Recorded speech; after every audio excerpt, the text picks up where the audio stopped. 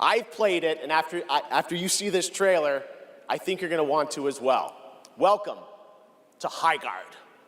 Highguard is by far the most mismanaged game that I think I've ever witnessed in my entire life. Announced at the Game Awards by Jeff Keighley, it was in the prime time spot. Apparently, they didn't even have to actually pay for the spot because Jeff Keighley loved it so much. This was a game that was literally given to them, marketing-wise, by the gods. Over 100 million people watch the Game Awards every year. You literally had the biggest amount of people possible to get into this game, and you fumbled it.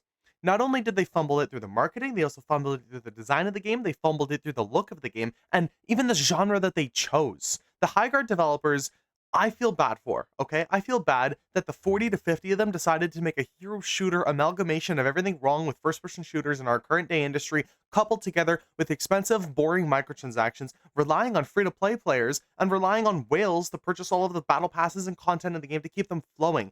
They had to lay off employees not even 2 weeks after the game launched. It's actually lasted longer than Concord, a game that notoriously I think lasted like 6 days, and that game was a $40 game. This is an inherent disappointment and a message to the rest of the video game industry that gamers are tired of it. And you had game developers from Wildlight, and I'm pretty sure that's the studio name, from Wildlight come out and state, look, it's our fault. It's our fault. Not them talking about themselves, but them talking about the gamers themselves, the people who play the games, because they believe that we had a hate against this game. No, people didn't like your garbage game because it was generic. People didn't like your garbage game because it was just boring. You can't expect to release a semi-polished product, might I add, a semi-polished product, not the most broken thing in the world, but it was lacking any semblance of content. You gave us 6 maps, I think, like a 3v3.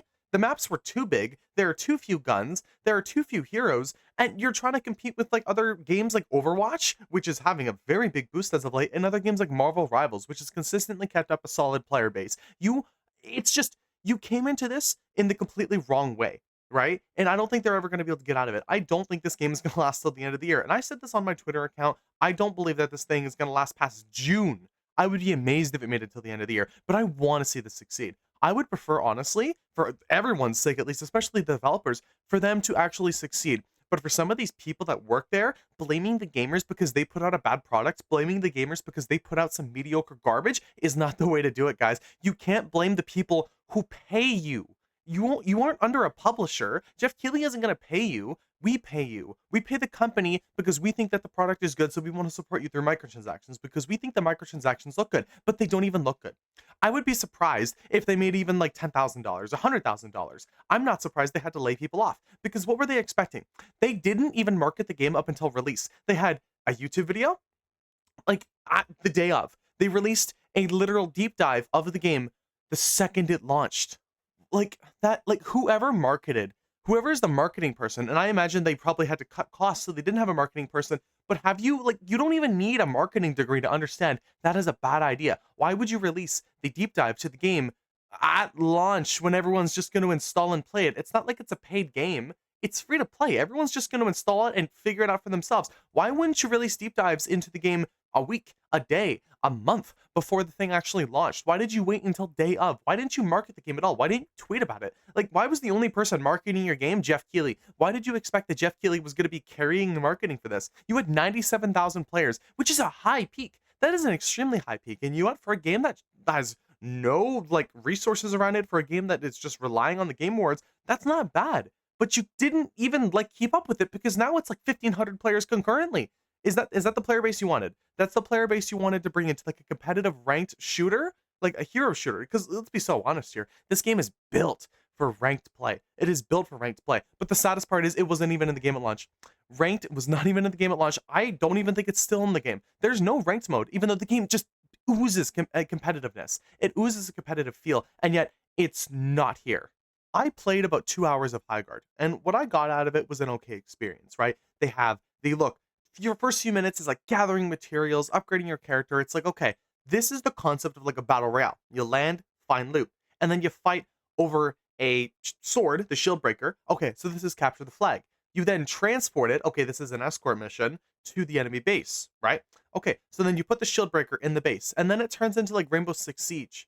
But the problem is that it's literally all the worst components of all of these different games and genres that I just mentioned.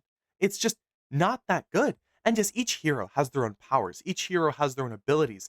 But when they're all extremely generic, it doesn't make for a fun experience. When there's like 11 guns in the game and you have like this amazing idea. And you know what? Just like other video games I've talked about on this channel, they have some good concepts here. I think a sci-fi medieval concept is awesome.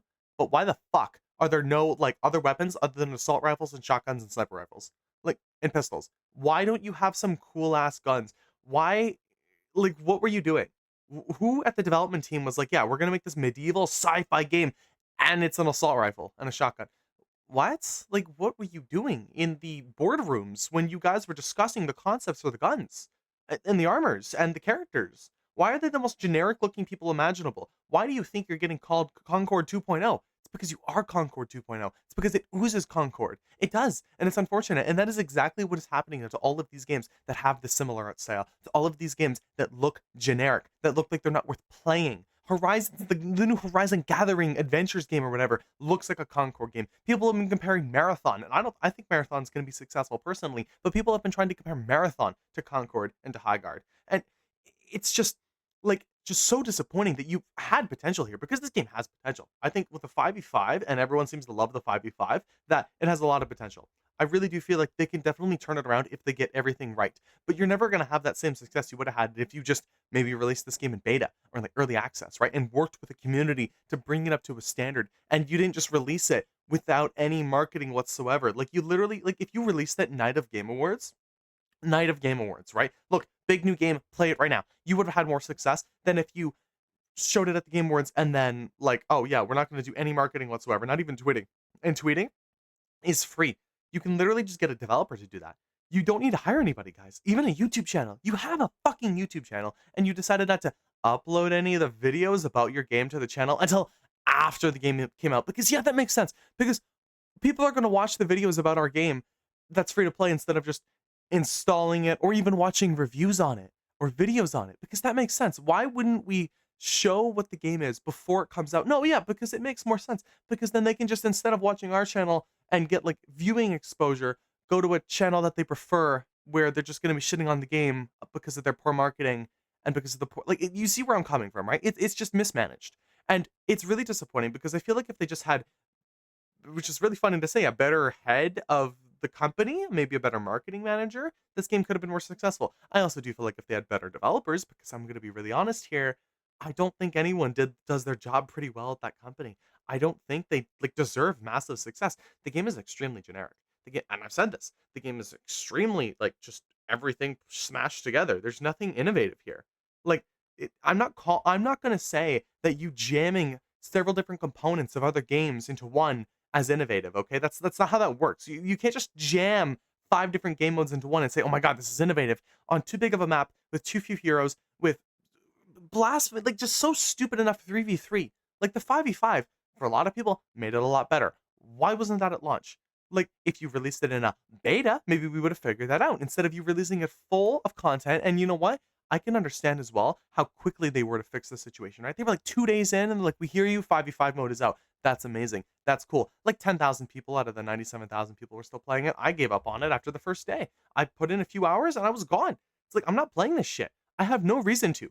I would rather go play Fallout 76 than this shit. I would genuinely rather go make a whole new character after building 2 massive level characters of Fallout 70 fucking 6. I would rather go build a new character and waste another 200 hours than play another 5 hours of this shit because I enjoy that game a lot more because it has more things to do. Launch of Fallout 76 had more shit to do than in Highguard. Launch of Fallout 76, to me at least, was more entertaining than Highguard because Highguard is just the most boring aspects of literally every single thing that we've ever seen in a first person shooter combined into one. That is a problem.